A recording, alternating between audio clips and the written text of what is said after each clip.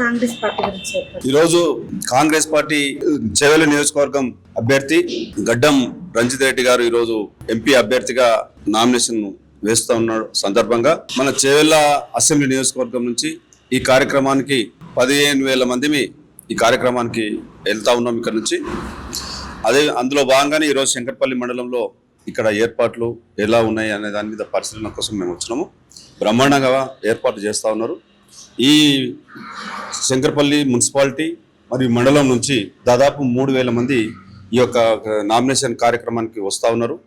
రేపు కాంగ్రెస్ పార్టీ మొన్న ఎట్లయితే ప్రజలు జరిగిన అసెంబ్లీ ఎన్నికల్లో కాంగ్రెస్ పార్టీని దీవించిర్రో, రేవంత్ అన్నను ముఖ్యమంత్రిని చేసిర్రో, అదేవిధంగా ఈ పార్లమెంట్ ఎన్నికల్లో ప్రజా బాంధవుడు ప్రజలకు ఎల్లప్పుడూ అందుబాటులో ఉండి వాళ్ళ కష్ట నష్టాలను చూసి వాళ్ళ సమస్యలను పరిష్కరించే పిలిస్తే పలికే నాయకుడు అయినటువంటి రంజిత్ రెడ్డి గారిని అత్యధిక మెజార్టీతో గెలిపించాలి.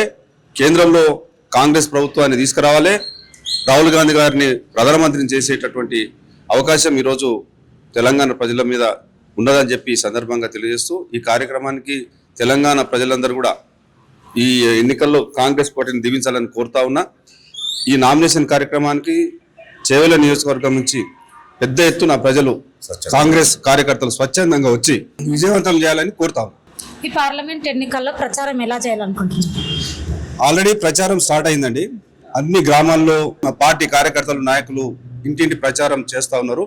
కాంగ్రెస్ పార్టీ అసెంబ్లీ ఎన్నికల్లో ఇచ్చినటువంటి గ్యారంటీ ఏవైతే 6 గ్యారంటీలు ఉన్నాయో వాటిని 4 అమలు చేసినాం. మిగతా 2 అమలు అయ్యేది ఉంది. రేపు ఆగస్టు 15 నాడు మా స్వయంగా సీఎం గారే చెప్పారు 2 లక్షల రుణమాఫీ, రైతులకు రుణమాఫీ చేస్తాం. అదేవిధంగా ఇప్పటికే 30,000 ఉద్యోగాలు ఇచ్చినాం చదువుకున్న వాళ్లకు, నిరుద్యోగులకు. అదేవిధంగా 3,500 మన చేవెళ్ల అసెంబ్లీకి 3,500 ఇండ్లు వచ్చినాయి. ఈ పార్లమెంటు ఎన్నికల ఉన్నందువల్ల వాటిని పంపిణీ జరగలేదు. ఈ ఎన్నికలు కాగానే వాటిని చేస్తాము. రేషన్ కార్డులు ఇస్తాము, ఇండ్లు ఇస్తాం, పెన్షన్లు ఇస్తాం. ప్రజలకు మేమేమి వాగ్దానాలు చేసినామో అన్ని కూడా అమలు చేస్తాం. వాటి పథకాల మీద ఇంటింటికి తిరిగి ప్రచారం చేస్తా ఉన్నాం. ప్రజలు బాగా రిసీవ్ చేసుకుంటున్నారు. ఖచ్చితంగా వాళ్ళు కాంగ్రెస్ పార్టీని దీవిస్తారు, ఆశీర్వదిస్తారు.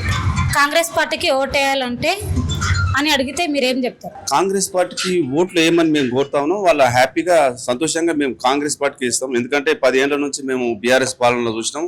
ఒక ఇల్లు రాలేదు, ఒకరికి ఒక ఎకరా రాలేదు, ఎలాంటి సహాయ సహకారాలు ప్రజలకు అందించలేదు. నియంత్రిత పాలన ఉండే, దురపాలన ఉండే, కనీసం అడిగే దిక్కే లేదు, మాట్లాడే పరిస్థితి లేకుండే. ఇప్పుడు ఆ పరిస్థితి లేదు. ఇప్పుడు అందరం కూడా హ్యాపీగా ఉన్నాం. ఇండ్లు వస్తున్నాయి, పెన్షన్స్ వస్తున్నాయి, ఇవన్నీ కూడా వస్తున్నాయి. కాబట్టి మేము కాంగ్రెస్ పార్టీకి ఓటేస్తామని చెప్తాము.